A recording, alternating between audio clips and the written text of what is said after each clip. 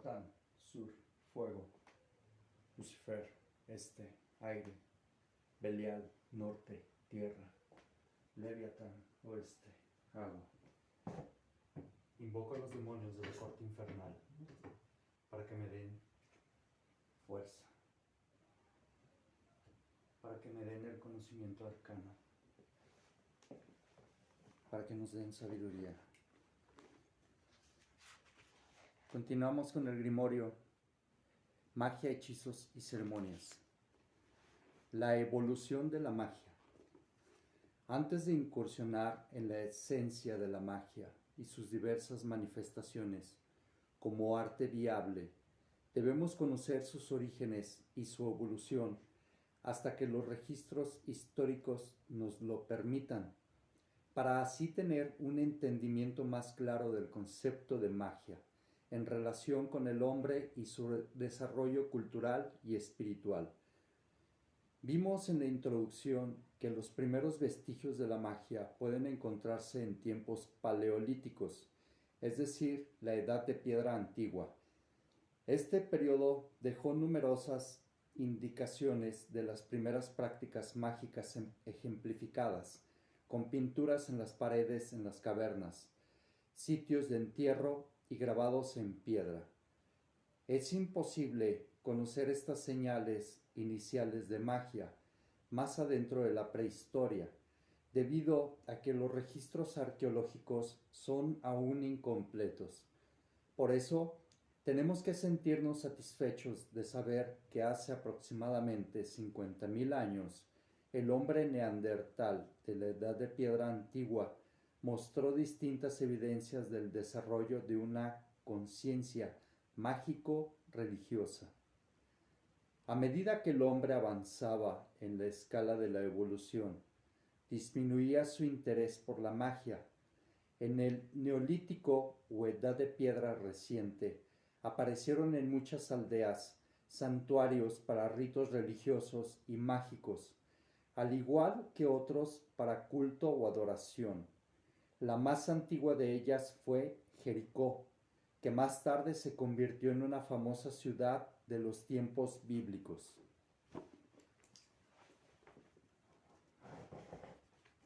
Aparentemente, con base en los descubrimientos arqueológicos, las comunidades neolíticas desarrollaban ciertos ritos mágicos en el periodo de equinoccios de primavera y otoño, y durante los solsticios de verano e invierno. Es incierto si estos ritos fueron celebrados en conexión con la agricultura o el culto al sol. Lo que sabemos con seguridad es que estas épocas del año se volvieron sagradas para la humanidad y aún son importantes en los rituales mágicos y religiosos. El hombre neolítico creía que la tierra era la gran madre de todas las criaturas vivientes.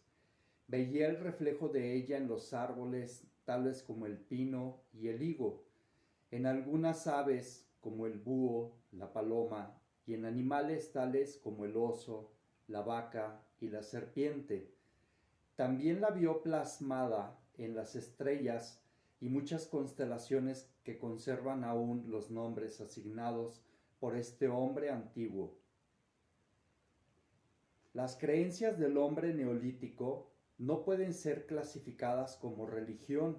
Por ejemplo, no practicaba el monoteísmo o creencia en un único y supremo Dios. Para él, todos los aspectos de la vida y todas las fuerzas de la naturaleza eran en esencia divinas: el amor, la muerte, el hambre, el temor, el fuego, la luz, el viento, la lluvia, el sol, la luna, los leones y las serpientes eran materia de culto, pues representaban un dios. Este inicial politeísmo y la creencia en los poderes de la naturaleza fueron la cuna de la tradición mágica. El hombre neolítico no tenía un credo definido que tuviera que aceptar para ser miembro de un grupo religioso. Es decir, no había congregaciones religiosas en aquellos tiempos. El culto a los dioses de la naturaleza era una parte intrínseca de la vida diaria. En este aspecto, el hombre mostró un notable regalo de fe, una simple e ingenua aceptación de sus limitaciones físicas y espirituales, que lo situaban en una innegable posición humilde en el esquema de las cosas naturales. Habría sido extremadamente difícil para el hombre neolítico, en su total compromiso con las leyes universales, entender o incluso concebir la idea de la religión moderna, de que el culto a Dios está separado de la vida diaria y ha de practicarse en un lugar específico una vez a la semana. Para él había una unidad entre la naturaleza, el mundo material y lo divino. Por eso les rendía culto todos los días de su vida espontáneamente. Todo lo que el hombre neolítico hacía reflejaba dicha actitud. Los rituales que conducía, la ropa, las joyas que usaba e incluso la música y el arte desarrollados eran actos de adoración. Vimos anteriormente que el hombre paleolítico utilizaba algunos de sus ritos mágicos para asegurar el éxito durante la cacería. El hombre neolítico usaba los mismos rituales para mejorar sus cosechas y su propia fertilidad. Los rituales para producir lluvia eran particularmente importantes y fueron transmitidos a posteriores generaciones, tales como las que surgieron en Egipto y Mesopotamia. El periodo neolítico se extiende aproximadamente de 8.000 a 4.000 años antes de Cristo. Esta época marcó la transición del hombre nómada cazador al colonizador. Las aldeas surgieron poco a poco durante este tiempo, primero en forma fortuita, luego ordenadamente, con vías para transitar y construcciones comunitarias, tales como templos y graneros. El trabajo comunal realizado en los cultos y las cosechas llevó al hombre a actuar como parte de un grupo, y esto a su vez marcó el comienzo de las sociedades humanas. El amor instintivo del ser humano por la belleza y su arraigada fe dejaron una herencia de figuras y esculturas religiosas, algunas con una exquisita e imponente sensibilidad. Durante este periodo hubo zonas culturales que surgieron más rápido que otras, un fenómeno conocido como retraso cultural. Por esta razón, no podemos usar el término neolítico con una fecha específica, a menos que determinemos también un sitio particular. Por ejemplo, las regiones de Medio Oriente eran neolíticas alrededor del año 6000 a.C. Sin embargo, parte de las Américas abarcaron dicho periodo solo cuando Colón arribó al Nuevo Mundo. El centro cultural del mundo durante los tiempos neolíticos fue el Medio Oriente. Esta área se extendía desde el río Nilo hasta el mar Caspio, sobre la región conocida como la Media Luna Fértil, y se convirtió en la cuna de la Mesopotamia. Alrededor de esta zona central había un tramo de tierra que no era tan avanzado, pero desarrollaba características neolíticas. Dicha área abarcaba el sector comprendido entre el norte de África, a lo largo del desierto del Sahara, hasta el Atlas. Al otro lado del Medio Oriente se extendía desde el mar Caspio hasta Siberia, incluyendo una pequeña parte de la India y la China. Más allá de esta segunda zona, yacían territorios donde el hombre estaba aún viviendo en la Edad de Piedra antigua, áreas del norte de Europa, África Central, Europa Oriental y las Américas. Mesopotamia fue sin duda la madre de todas las civilizaciones. Hacia el final del periodo neolítico, alrededor de 4000 a.C., esta área se encontraba entre los ríos Éufrates y Tigris, y su extensión era aproximadamente igual a la del estado de New Jersey. La región se dividió en varias partes. Hacia el norte se elevan las salvajes e inhóspitas montañas de Asiria, un territorio ocupado principalmente por tribus nómadas. Hacia el sur yacía Babilonia, que a su vez estaba conformada por Akkad en el norte y la llanura de Sumeria. Las montañas de Armenia, que separan la Edad Media, luna fértil, de Anatolia, Turquía, se extendían hacia el norte de Mesopotamia. Al este se ubicaba la tierra de Elam, al oeste, bordeando las líneas costeras de Palestina y Fenicia, yacía Siria, y al sur se encontraba el desierto arábigo, donde tribus nómadas deambulaban con sus rebaños. La localización geográfica de Mesopotamia tuvo una gran influencia en la formación de la cultura mesopotámica. Los habitantes de Asiria, Elam y el desierto arábigo, incapaces de vivir confortablemente en tierras estériles, se esforzaban constantemente por tomar posesión de regiones fértiles del valle comprendido entre los ríos Tigris y Éufrates. Las invasiones eran frecuentes, al igual que las guerras producto de tal situación. Otra amenaza que enfrentaba por el valle eran las impredecibles inundaciones de los ríos, que eran causadas por las nieves de invierno en las montañas de Armenia y por los constantes deslizamientos de tierra de los barrancos de los ríos afluentes. Las inundaciones ocurrían inadvertidamente y los ríos cambiaban su curso inesperadamente, arrasando campos, casas, animales e incluso vidas humanas con una aterrorizante persistencia.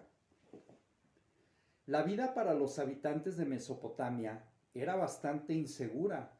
Nunca sabían cuándo una tribu hostil podría venir de las montañas o del desierto para dejar una estela de muerte y desolación en su camino. Tampoco sabían cuándo los ríos podrían arrasar con un solo barrido el trabajo dedicado de muchos meses.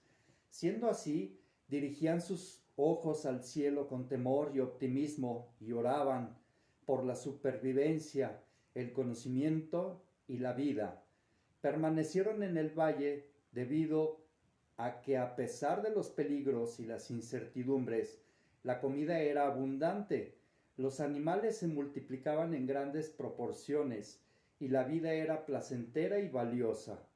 De este modo se aferraron a sus tierras y oraban a los dioses de la naturaleza para que el valle fuera un lugar seguro. Aumentaron los rituales, abundaban las prácticas mágicas. Para los mesopotámicos, la magia era la vida. Babilonia era la parte de la Mesopotamia que estaba situada dentro del sector fértil del valle. Como mencionamos, Babilonia fue dividida en las regiones de Akkad y Sumeria. De las dos zonas, los habitantes de Sumeria tenían la más fuerte influencia en la cultura babilónica. Sumeria dio su nombre a los sumerios, una raza desconocida que llegó a la llanura de Babilonia entre el año 4000 y 3000 a.C.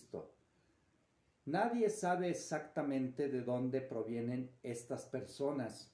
Sus orígenes han causado controversias interesantes entre los eruditos, pero los mismos sumerios decían que venían del mar. ¿Estaban refiriéndose al mar Caspio o al mar Mediterráneo? Los hebreos creían que los sumerios vinieron del este hacia las llanuras de Shinar, Sumeria.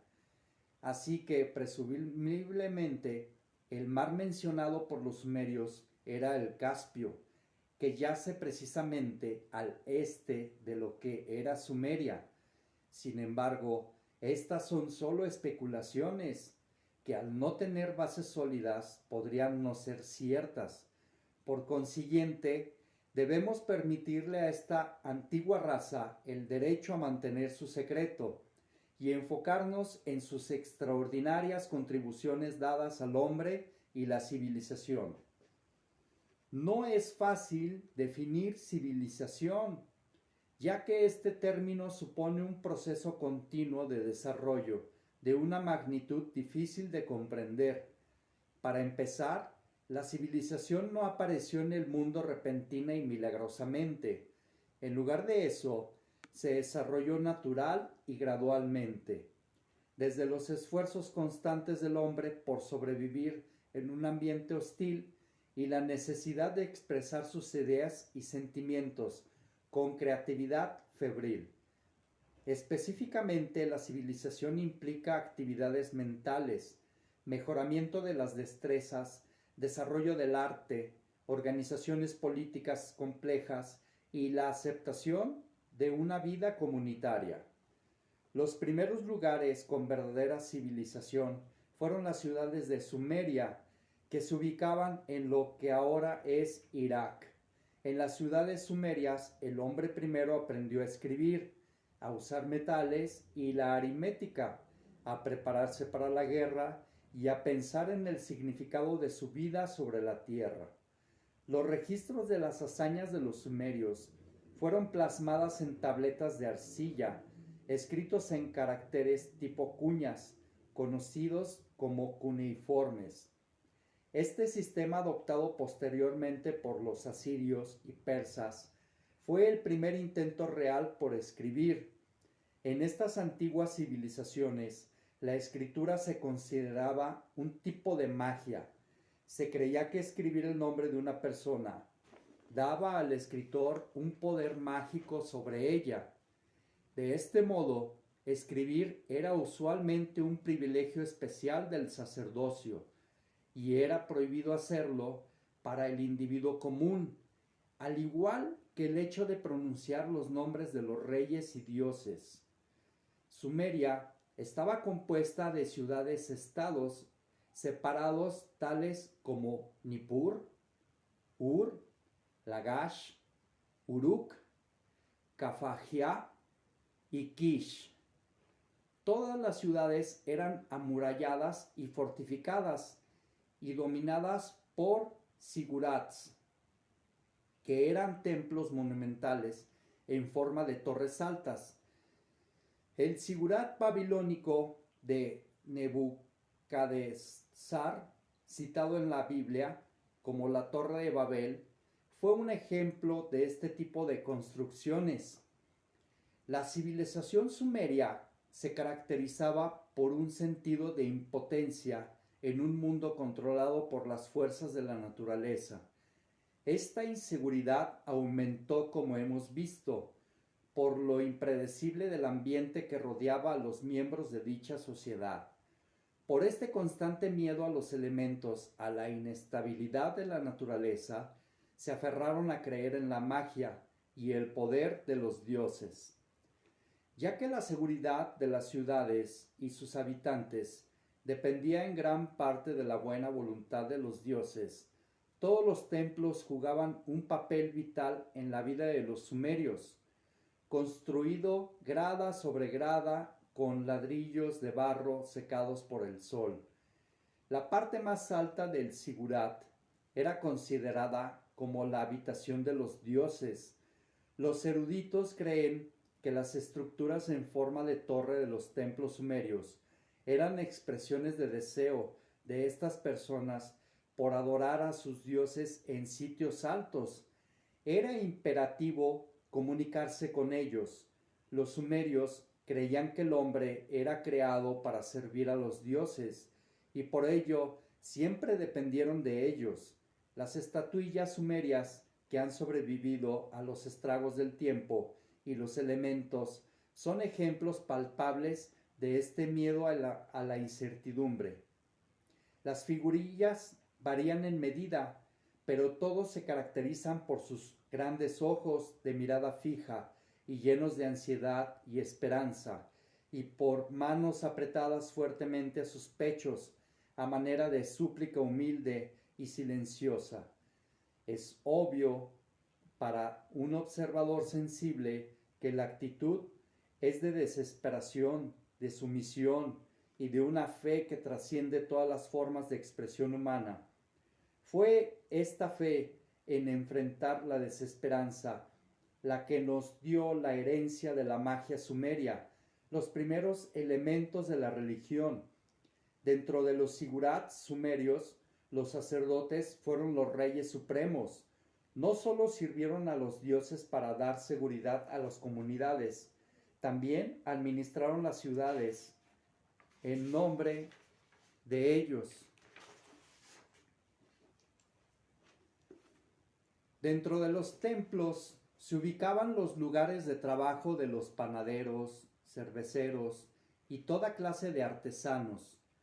Esto no pretendía degradar a los dioses, era una forma de sumisión al control de ellos sobre la vida sumeria, para que la ciudad fuera considerada el domicilio privado de los dioses.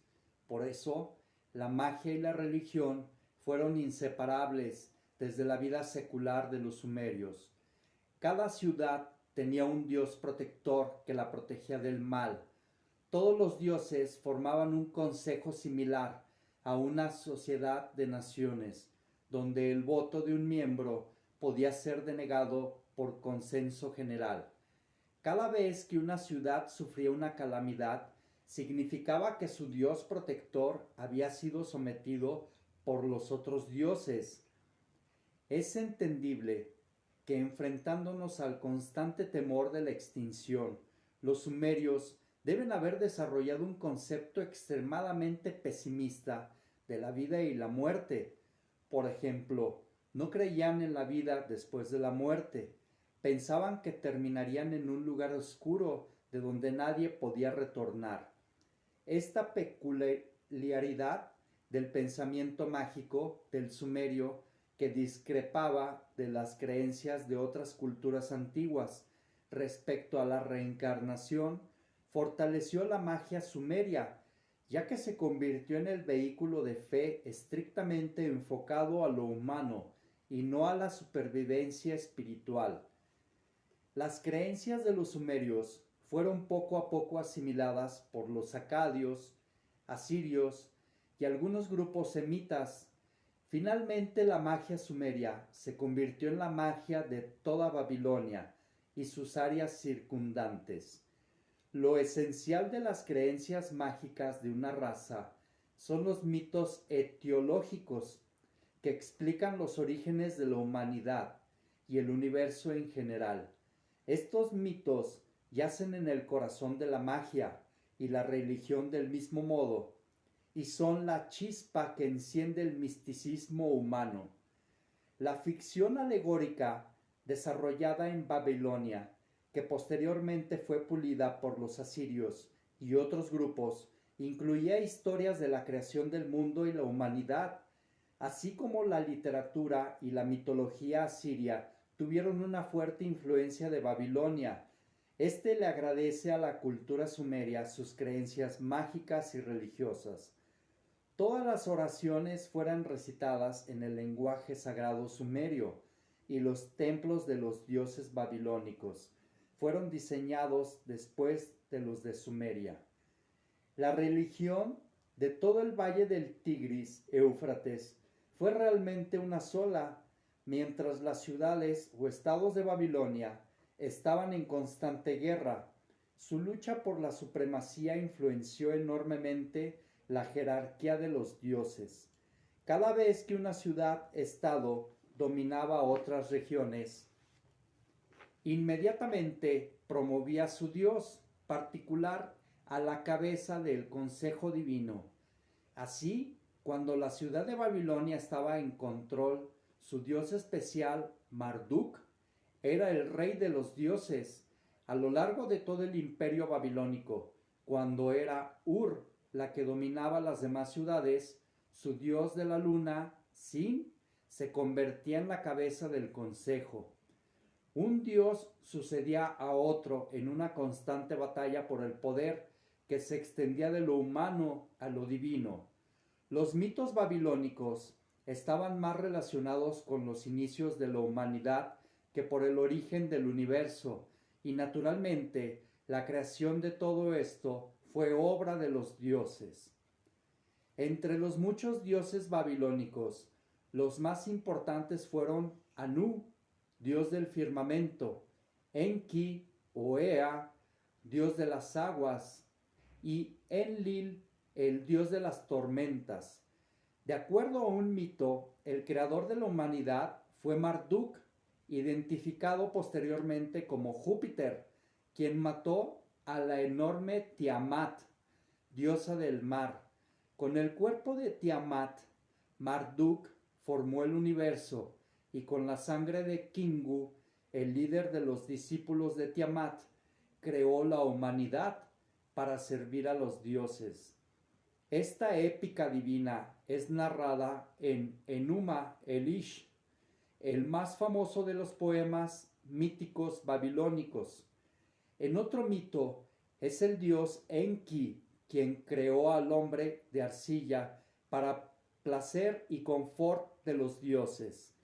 El mito de Istar y Tamuz fue uno de los más famosos entre los babilónicos. Se creía que Tamuz, el hijo fiel de las aguas que vino de la tierra, moría cada año y se dirigía a un mundo de donde ningún humano regresaba. Su esposa Istar, la diosa madre de la tierra, descendió al valle de la muerte en busca de Tamuz, cuyo fallecimiento había sido lamentado en el otoño por toda Babilonia. Istar entregó una tras otra todas sus bellezas de la tierra a los guardianes de las entradas a la muerte, dejando la tierra envuelta en la oscura esterilidad del invierno. Después rescató a Tamuz del frío abrazo de la muerte y lo trajo de regreso a la tierra, despertando a esta última con los ritos de la primavera.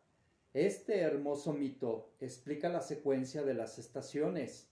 Se encontró posteriormente en la mitología griega, transformado en el mito de Deméter y Perséfone.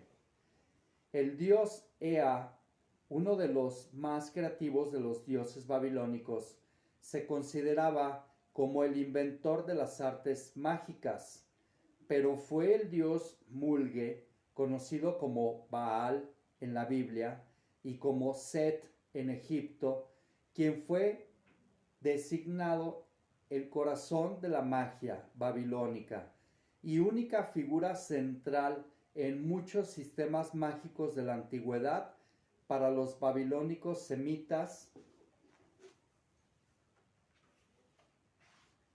Mulge era Belit, señor del mundo terrenal.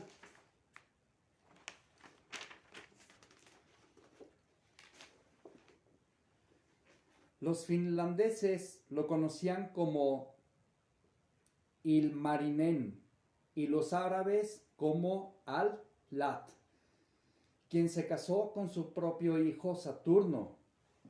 Mulge también fue identificado como Istar, a menudo conocida como el demonio Astarot, una criatura hermosa y encantadora que combinaba malicia y crueldad con una gran gentileza. Se creía que Astarot, que será visto en detalle posteriormente, era un ángel, a la vez un ser encantador, como se conocía entre los griegos como Afrodita. Entre sus muchos alias incluía el de Tamuz, el esposo de Istar, lo que nos da una sutil idea de la dualidad como característica intrínseca de la naturaleza de los dioses. Todos nos fascinamos con el más poderoso dios demonio, así que lo conocemos aún más como Venus entre los romanos, la novia de Adonis, el antiguo dios Dusi, y la hermana de Nani Gal, la dama de Hades babilónica. Ya estamos ubicados en la base de la jerarquía de los dioses y demonios, eje central de la magia oriental y occidental. Podemos ver la extraordinaria y misteriosa interrelación de lo divino y lo demoníaco, tan difícil de entender por el intelecto normal, que ha originado el mayor secreto del ocultismo. Los babilónicos no limitaban sus creencias a un panteón divino absoluto, también reconocían la existencia de una gran cantidad de espíritus que unían el mundo espiritual con la humanidad. Los dioses, los espíritus de la naturaleza y posteriormente los planetas se convirtieron en los principales elementos de la astrología que se originó en Caldea, sucesora de Babilonia. La cábala judía también era utilizada por los caldeos, un hecho comprobado por el nacimiento de Abraham, el patriarca hebreo, en la ciudad caldea de Ur. Herencia egipcia. En la misma época en que los sumerios desarrollaban su magia y religión, la civilización egipcia se levantaba sobre las riberas del río Nilo. La magia de los egipcios era de un orden más sofisticado que la de los sumerios, tal vez debido a que no estaban tan motivados por un continuo temor a ser extinguidos como sus menos afortunados vecinos. Los egipcios tenían más tiempo libre a disposición para adicionar una connotación filosófica a su magia, que fue caracterizada por una sabiduría que no ha sido superada incluso en tiempos modernos. Al igual que los sumerios, los egipcios eran politeístas. También adoraban dioses de la naturaleza y construían templos en honor de ellos. Los más importantes son las pirámides, que aún permanecen como monumentos perennes a la fe e ingeniosidad de estas personas tan altamente refinadas y civilizadas. El antiguo Egipto consistía de un valle de 600 millas que se extendía desde la primera catarata en el norte hasta el Mediterráneo. El país fue dividido en Alto y Bajo Egipto.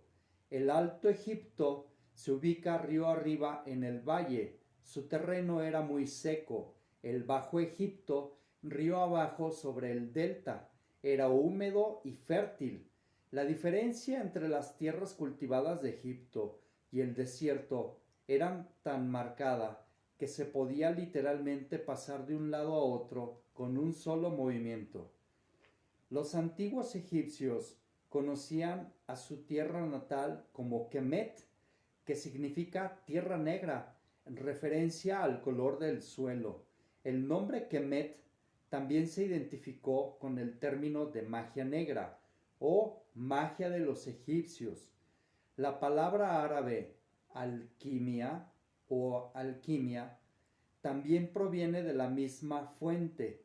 La palabra inglesa magic, magia, viene de la palabra semita imga, que probablemente se usó en la misma época. Distinta a la de los sumerios, la vida de los antiguos egipcios fue buena. Sus tierras eran fértiles, alimentadas por un río cuyo ritmo era constante y protegidas efectivamente por barreras naturales del desierto y el mar. Hace cerca de 5000 años antes de Cristo, Egipto había sido el sitio de una serie de culturas neolíticas. Durante la segunda de estas culturas, el burro como animal de carga fue llevado a Egipto por inmigrantes de Libia. Estas personas adoraban una diosa del mundo terrenal, a la que solo le conocemos sus iniciales, NT. Esta diosa reapareció en la mitología cretense, mostrando hasta qué punto la magia y la religión se difundieron en esos tiempos antiguos. La preciosa piedra azul, conocida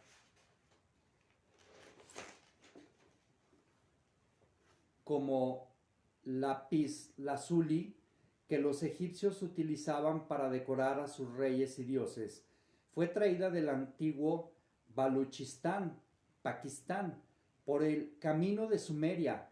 la cual muestra que la India y Pakistán fueron influenciados por la magia egipcia, debido al comercio entre egipcios y sumerios. Los dioses que los egipcios habían de adorar a lo largo de su historia, ya que estaban estableciendo. Al comienzo los egipcios neolíticos identificaron cada tribu con un tótem animal, el cual tenía asociaciones mágicas y era considerado como antepasado o protector. Estos tótems de las tribus se convirtieron en los dioses de las primeras ciudades egipcias. El principal entre ellos fue el dios Horus, cuyo famoso ojo llegó a ser un símbolo universal de la magia. Otras dos criaturas, la cobra y el buitre, aparecieron en esta época antigua, representados en los objetos de los reyes, connotaban el Alto y Bajo Egipto. Horus representaba el rey mismo. Los dioses tribales fueron adorados por los egipcios a lo largo de la historia.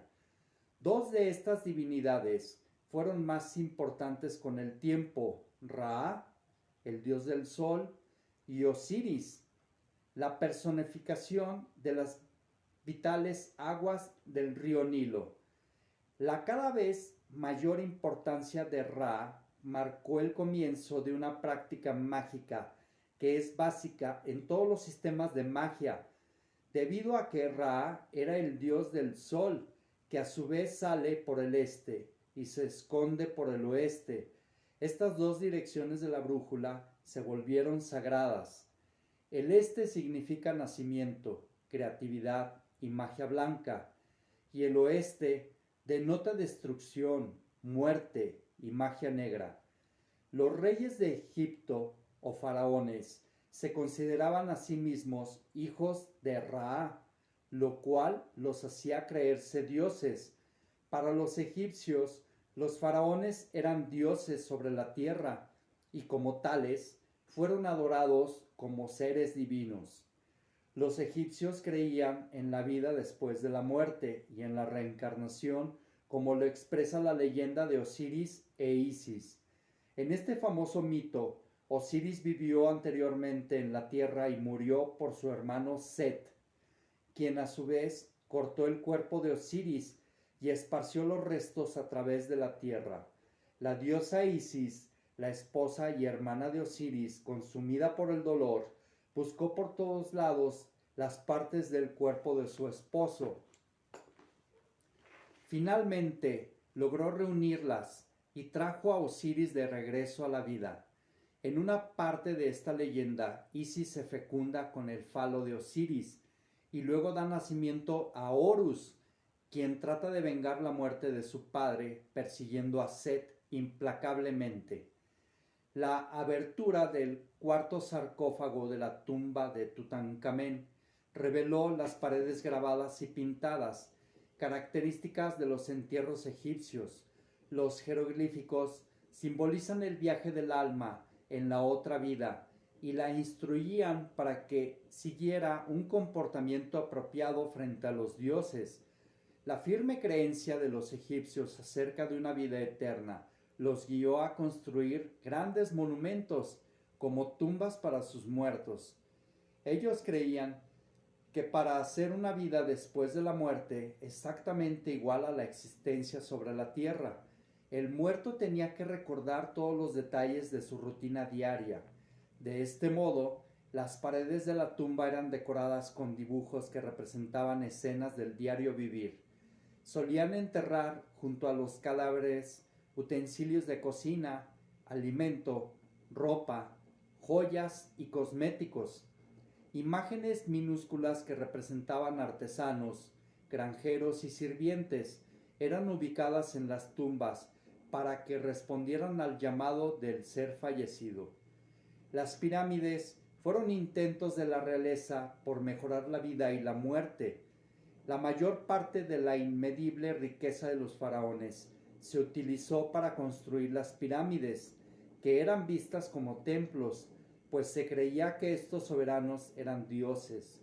Los egipcios no pensaron en el extravagante costo de dichas construcciones, pues creían que después de la muerte del faraón, éste los cuidaría para siempre con su capacidad divina. Así, el costo de las pirámides era visto como una inversión para la seguridad futura. Al lado de las pirámides se ubicaban templos para depósito de cadáveres que contenían estatuas de los faraones. Dentro de estos templos se llevaban a cabo constantes ceremonias y rituales mágicos que incluían cantos, incienso, costumbre que fue conservada posteriormente como parte de la magia. La momificación de los cuerpos, que llevó a los egipcios a conocer a profundidad la medicina y la fisiología, fue también parte de la tradición mágica egipcia. Algunos de los hechizos y maleficios que usaban los egipcios en estos ritos de entierro se involucran actualmente en lo que se conoce como magia baja. Tal vez una de las más famosas maldiciones egipcias fue asociada a la tumba de Tutankamén, el niño rey que murió antes de cumplir los 20 años de vida.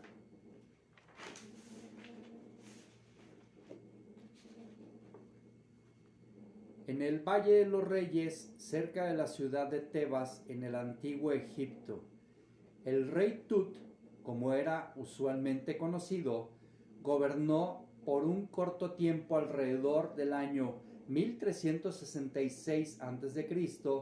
En 1922, un arqueólogo inglés llamado Howard Carter, quien fue patrocinado por el conde de Carnarvon, descubrió la entrada a la tumba del rey Tut, que había sido sellada por los sacerdotes egipcios. Había sido inscritas varias maldiciones sobre las paredes para advertir a los ladrones y saqueadores de las terribles calamidades que caerían sobre cualquiera que interrumpiera el descanso del rey. La tumba fue dividida en 4 cámaras separadas, cada una atestada con tesoros en oro, plata y piedras preciosas.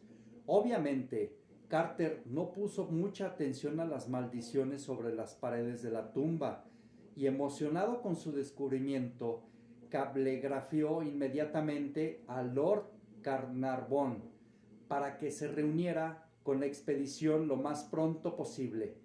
Carnarvon atendió el llamado y rápidamente llegó a Egipto. Carter demoró la entrada a la tumba hasta la llegada de Lord Carnarvon, en deferencia al patrocinio que el conde había dado a su arduo trabajo expedicionario. Carter y Carnarvon entraron juntos a la tumba y poco tiempo después ocurrió la primera muerte atribuida a la maldición de la tumba.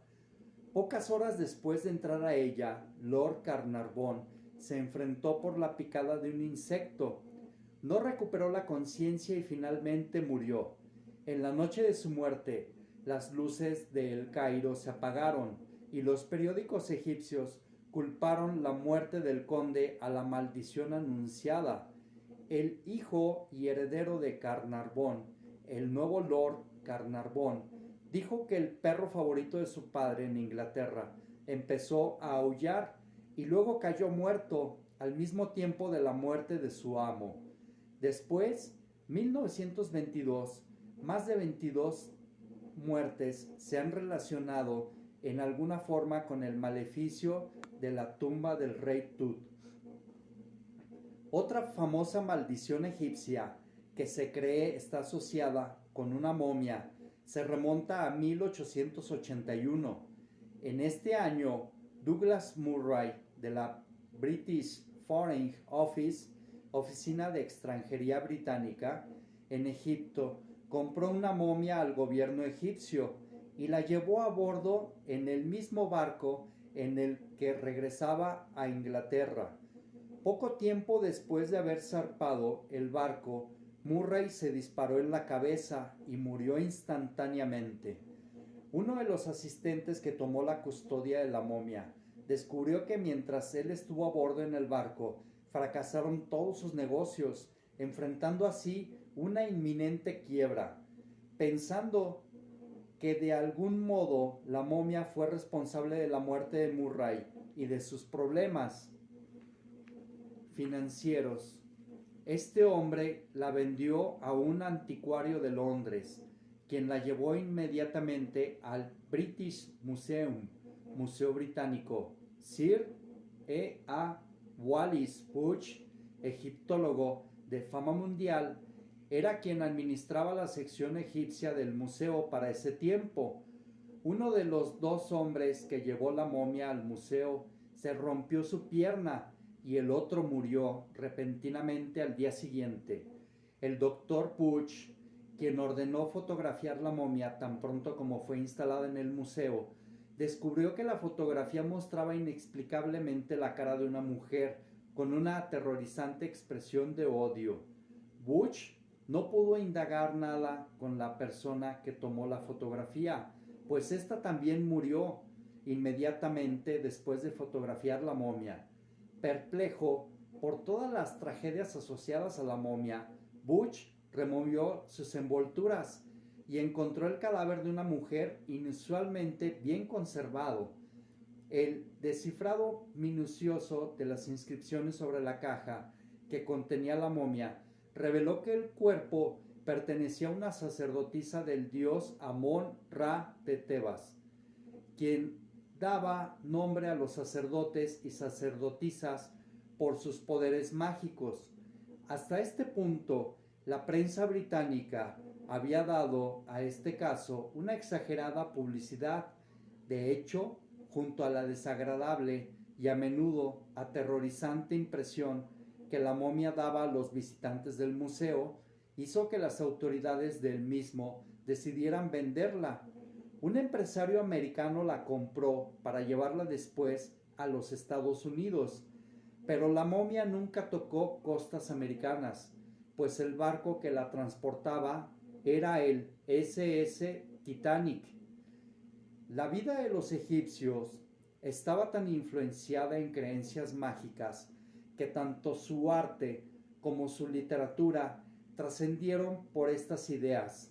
Las paredes de las pirámides estaban inscritas con bosquejos mágicos y religiosos que incluían algunos rituales de tiempos neolíticos.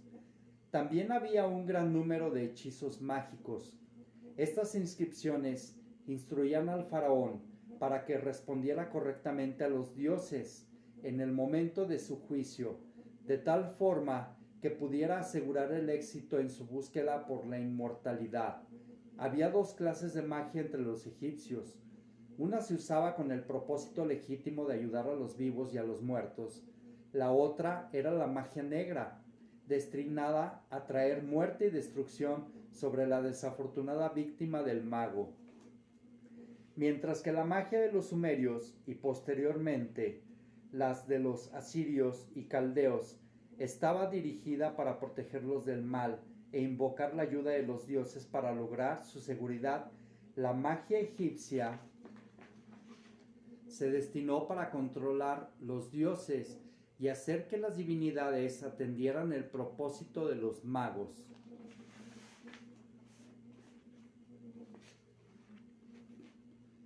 Los conjuros y las invocaciones a dioses y demonios eran usados para llamar a estos espíritus y se materializaban frente al conjurante. Estos resultados se lograron usando palabras de poder, talismanes y armas mágicas. Era imperativo que los conjuros fueran pronunciados con un tono apropiado de voz para que fueran eficaces. Algunos rituales egipcios exigían el uso de ungüentos mágicos preparados con alucinógenos venenosos que aún se usaban en la Edad Media en covens de hechiceras. Con todas estas prácticas sofisticadas de magia, no es raro que Egipto se conociera, entre otras naciones de ese tiempo, como una tierra de magos y hechiceros. Escritores hebreos, griegos y romanos describieron ampliamente el talento de los egipcios para la magia y se refirieron a ellos como poseedores de poderes que estaban más allá de la concepción de la imaginación humana.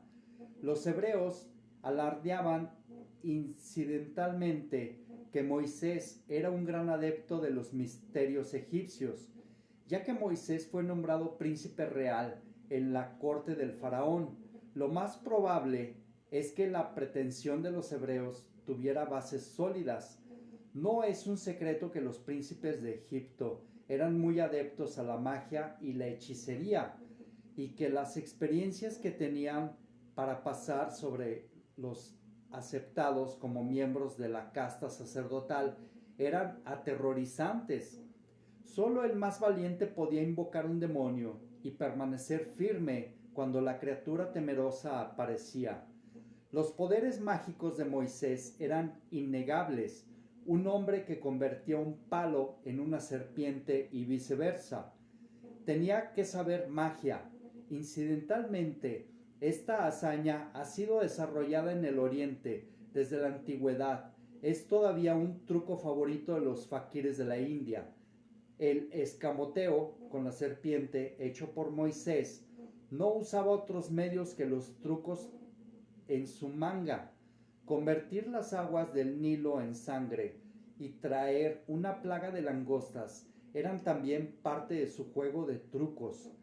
Tal vez el secreto de Moisés sobre los magos egipcios era la vara de poder que él y Aarón poseían. Esta vara, un símbolo de poder de los magos egipcios, era cargada con las vibraciones personales de su dueño. Su poder era proporcional al poder del mago. De este modo, parece obvio que Moisés tenía más poderes mágicos a su disposición que los que le enseñaron las artes mágicas. La casta sacerdotal egipcia debe haberse arrepentido enormemente de enseñarle todo lo que sabían a Moisés, para que luego éste arremetiera contra ellos impunemente. Aunque los magos egipcios no podían imitar los milagros de Moisés, eran capaces de hacer cosas igualmente maravillosas con el solo hecho de pronunciar los nombres de sus dioses o las palabras de poder que habían aprendido a proferir.